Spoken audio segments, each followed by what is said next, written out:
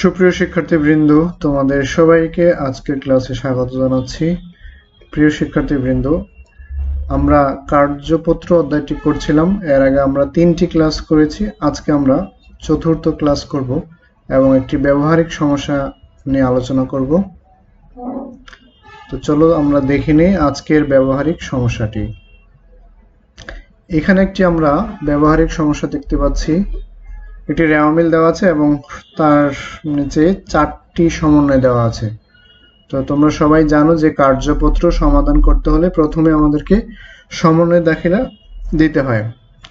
তো আমাদের যে প্রথম যে সমন্বয় দাখিলাটি রয়েছে সেটি হচ্ছে আসবাবপত্রের উপর 10% অবচয় ধার্য করতে হবে। তাহলে এখানে আসবাবপত্র অবচয় হলে অবচয় খরচ বৃদ্ধি পেল, অবচয় হিসাব ডেবিট, আর পাশাপাশি দায় বৃদ্ধি পেল বা বিপরীত সম্পত্তি বৃদ্ধি পেল, সেটা হচ্ছে পঞ্জীবিত অবচয় ক্রেডিট।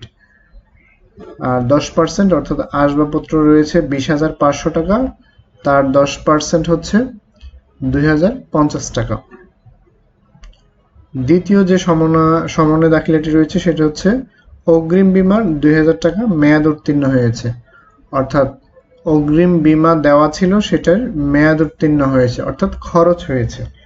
তাহলে খরচ বৃদ্ধি পেল, পাশাপাশি সম্পদ হ্রাস পেল। তো খরচ বৃদ্ধি পেলে হচ্ছে ডেবিট 2,000 টাকা, আর সম্পদ হ্রাস পেলে হচ্ছে ক্রেডিট 2,000 টাকা। তৃতীয় দাখিলাটি হয়েছে বেতন বকেয়া 2,500 টাকা। তাহলে বেতন অর্থাৎ খরচ বৃদ্ধি পেল আর পাশাপাশি দায় বৃদ্ধি পেল। তাহলে বেতন খরচ হিসাব ডেবিট 2,500 টাকা, আর দায় অর্থাৎ প্রদেয় বেতন হিসাব ক্রেডিট 2,500 টাকা। চতুর্থ যে সমন্বয় দাখিলাটি রয়েছে সেটি হচ্ছে ধারে 5,000 টাকা বিক্রয় করা হয়েছে কিন্তু এখনো হিসাবভুক্ত হয়নি। তাহলে ধারে বিক্রয় হচ্ছে অর্থাৎ আয় বৃদ্ধি পেল, পাশাপাশি সম্পদ বৃদ্ধি পেল। তো আমরা জানি যে সম্পদ বৃদ্ধি পেলে ডেবিট, প্রাপ্য হিসাব ডেবিট, আর আয় বৃদ্ধি পেলে হচ্ছে ক্রেডিট, বিক্রয় হিসাব হচ্ছে ক্রেডিট। তাহলে আমরা সমন্বয় দাখিলাটা দিয়ে দিলাম। এবার আমরা মূল কার্যপত্রে চলে যাব। তার আগে আমরা একটু দেখে নেব যে রেওয়া মিলের কয়টি এন্ট্রি রয়েছে। আমরা যদি একটু গুনি তাহলে বিক্রয় 1টি, ক্রয় 2টি, প্রদেয় হিসাব 3টি, মূলধন 4, 5, 6, 7, 8, 9, তাহলে টোটাল 9টি এন্ট্রি রয়েছে রেওয়া মিলে। তা আমরা প্রথমে একটি কার্যপত্র ঘর কাটবো। সেখানে আমরা প্রথমে বসাবো রেওয়া মিলের যে এন্ট্রিগুলো, অর্থাৎ যেটা দেওয়া আছে 9টি এন্ট্রি, এই 9টি এন্ট্রি পর্যন্ত আমরা বসালাম। তারপরে যে কাজটি করব আমরা সেটি হচ্ছে সমন্বয় দাখিলার যে বিষয়টা। এখন দেখব যে সমন্বয় দাখিলার কোনগুলো রেওয়া মিলের সাথে মিল আছে আর কোনগুলো নেই। তো আমরা প্রথমেই দেখতে পাচ্ছি যে অবচয় হিসাব ডেবিট আর পঞ্জীবিত অবচয় হিসাব ক্রেডিট। তার মানে রেওয়া মিলের এটি কোথাও নেই। তাহলে আমরা 2টি হিসাবই লিখব। তো আমরা লিখলাম অবচয় হিসাব ডেবিট, পঞ্জীবিত অবচয় হিসাব ক্রেডিট। ডেবিট দিকে 2,050 আর হচ্ছে ক্রেডিট দিকে 2,050। এরপর আমরা চলে যাব 2 নম্বরটি। 2 নম্বরটি হচ্ছে বীমা খরচ হিসাব ডেবিট আর অগ্রিম বীমা ক্রেডিট। তা আমরা রেওয়া মিলে দেখতে পাচ্ছি যে অগ্রিম বীমা রয়েছে, তাহলে আমাদের নতুন করে লিখতে হবে হচ্ছে বীমা খরচের নাম। তাহলে আমরা এই যে 13 নম্বরে বীমা খরচের নাম লিখব। এটা হচ্ছে ডেবিট দিকে 2,000 টাকা, আর যেহেতু অগ্রিম বীমা অলরেডি আছে সেটার ক্রেডিট পাশে লিখব হচ্ছে 2,000 টাকা। এবার আমরা দেখব তৃতীয় যে জাবেদাটি। তৃতীয় জাবেদা হচ্ছে বেতন খরচ হিসাব ডেবিট, প্রদেয় বেতন হিসাব ক্রেডিট। তো আমাদের রেওয়া মিলে রয়েছে বেতন খরচ হিসাব, আর প্রদেয় বেতন নেই, তাহলে আমাদের নতুন করে লিখতে হবে হচ্ছে প্রদেয় বেতন হিসাব।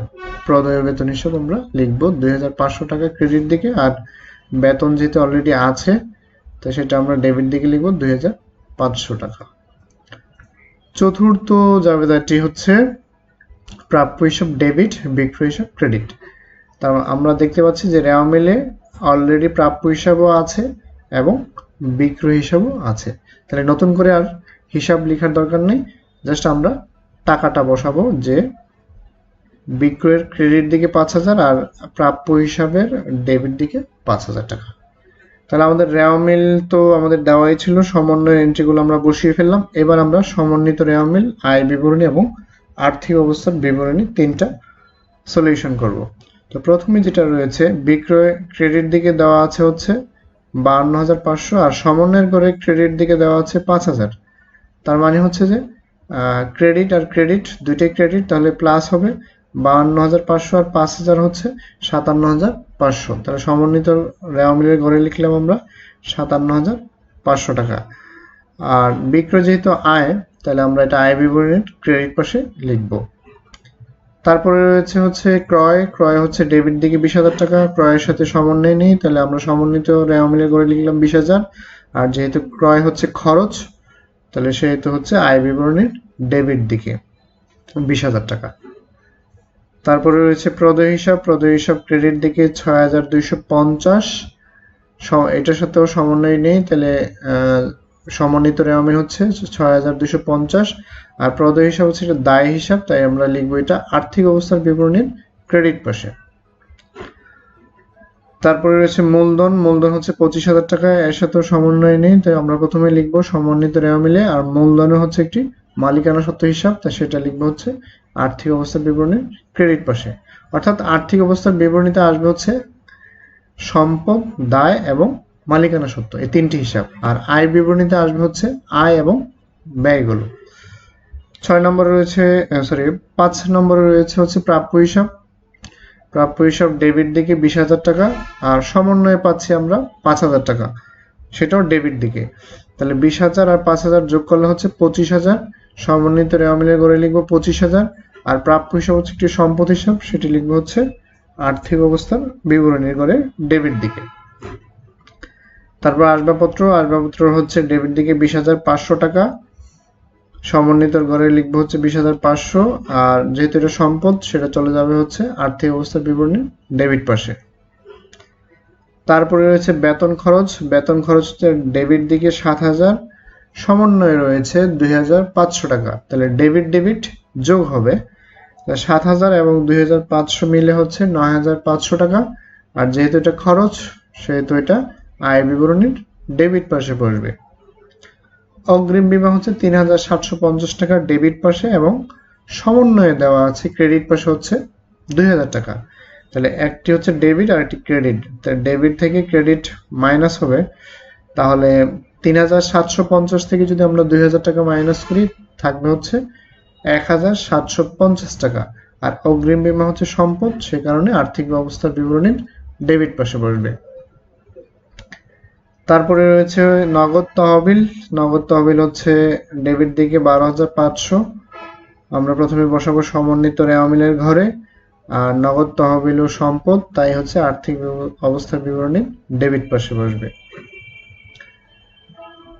এবার অবচয় হিসাব। অবচয় হিসাব সমন্বয়ের ঘরে 2,050, সমন্বিতর ঘরেও 2,050। আর অবচয় হচ্ছে একটি খরচ, তাই আয় বিবরণীর ডেবিট পাশে 2,050 টাকা বসবে।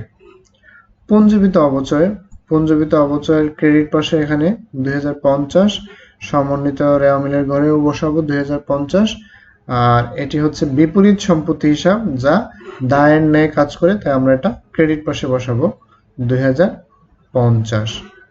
বীমা খরচ সমন্বয়ে রয়েছে 2,000 টাকা, আর ডেবিট সমন্বিত রেওয়া মিলের ঘরে বসাবো 2,000 টাকা। আর যেহেতু এটা খরচ, তাই হচ্ছে আয় বিবরণীর ডেবিট পাশে বসবে। প্রদেয় বেতন ক্রেডিট দিকে সমন্বয়ে দেওয়া আছে 2,500 টাকা, সমন্বিত রেওয়া মিলের ঘরে 2,500 টাকা ক্রেডিট দিকে। আর যেহেতু এটা একটি দায় হিসাব, তাই সেটা আমরা আর্থিক অবস্থার বিবরণী ক্রেডিট পাশে বসাবো। তাহলে আমাদের সব এন্ট্রিগুলোর পোস্টিং হয়ে গেল। এখন আমরা ব্যালেন্সিং করব, অর্থাৎ যোগ বিয়োগ করব। সমন্বয়ের যদি আমরা টোটাল বের করি, তাহলে 11,550 টাকা। আর রেওয়া মিলের টোটালটা প্রশ্নে দেওয়া আছে 83,750। সমন্বিত রেওয়া মিল যদি আমরা দুই পাশে যোগ করি, তাহলে 93,300 টাকা হবে। আর আয় বিবরণীতে আমরা খেয়াল করব যে কোন পাশ বড়। তো আমরা দেখতে পাচ্ছি যে ক্রেডিট পাশ বড়। ক্রেডিট পাশের যোগফল হচ্ছে একটি মাত্র এন্ট্রি রয়েছে, সেটা হচ্ছে 57,500 টাকা। এখান থেকে যদি আমরা ডেবিট পাশটা বিয়োগ করি, অর্থাৎ 20,000, 9,500, 2,050 এবং 2,000 বিয়োগ করলে যে ডিফারেন্সটা, সেটা হচ্ছে 23,950। অর্থাৎ আমার আয় থেকে ব্যয় কম, নেট লাভ হয়েছে এখানে 23,950। নেট লাভ হচ্ছে মালিকের পাওনা, তাই এটা আমরা দায় হিসাবে আর্থিক অবস্থা বিবরণীর ক্রেডিট পাশে বসাবো 23,950। এবার আমরা আর্থিক অবস্থার বিবরণীর যদি দুই পাশ যোগ করি তাহলে দুই পাশ মিলে যাবে। এখানে আমরা সম্পদ পাশে পেলাম হচ্ছে 59,750, আর দায় ও মালিকানা সত্ত্ব পাশে পাবো হচ্ছে একই অ্যামাউন্ট, অর্থাৎ 59,750। তো প্রিয় শিক্ষার্থীরা, এই ছিল আমাদের আজকের কার্যপত্রটি। নিশ্চয়ই তোমরা অঙ্কটি বুঝতে পেরেছো। আমরা আগামী ক্লাসে আরেকটি সমাধান নিয়ে আসব। সবাই সেই পর্যন্ত ভালো থাকো।